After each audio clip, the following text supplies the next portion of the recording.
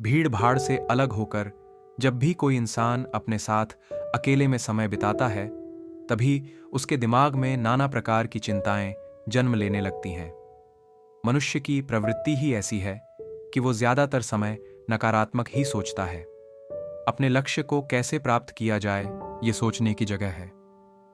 वो ये सोचता है कि अगर लक्ष्य पूरा नहीं हुआ तो मैं क्या करूंगा।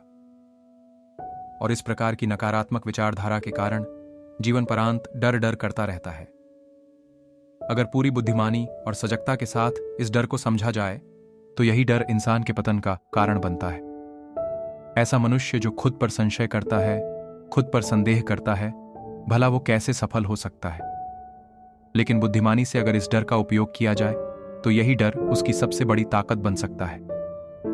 केवल एक बार उसने खुद पर विश्वास किया होता तो उसे मालूम होता कि उसके डर में ही उसकी ताकत का रहस्य छुपा हुआ है। यह कहकर प्रोफेसर चुप हो गए और चुपचाप अपने कदमों पर ध्यान लगाते हुए जंगली घास पे से आगे बढ़ने लगे। शाम का समय था। प्रोफेसर और उनका असिस्टेंट दोनों जंगल में से होकर गांव की तरफ निकल रहे थे। प्रोफेसर के ये शब्द लड़के को कुछ समझ में नहीं आए। वो सोच रहा था कि डर में ताकत हो सकती है। डर तो आदमी को कमजोर बनाता है।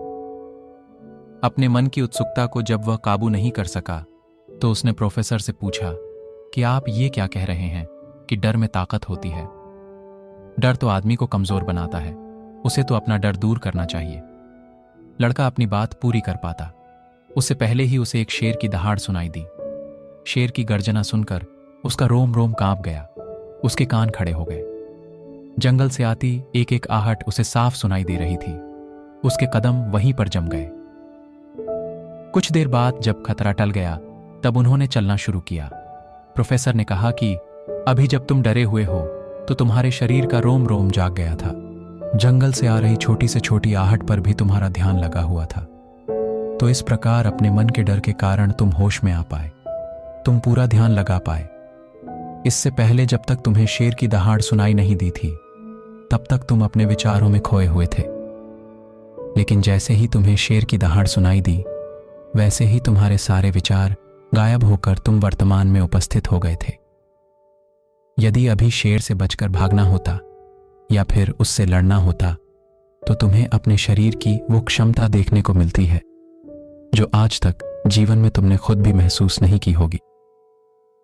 जब कोई जानवर तुम्हारे पीछे दौड़ता है उस समय तुम्हारी जो रफ्तार होती है वो तुम्हारी आम जिंदगी से कहीं ज्यादा होती है। साधारण जीवन में तुम इतने तेज नहीं दौड़ पाओगे जितना कि एक जानवर के सामने दौड़ पाओगे। ये ताकत या कहें कि हमारे शरीर की क्षमता तभी देखने को मिलती है जब हमारा मन डर या किसी डरावनी परिस्थिति में हो।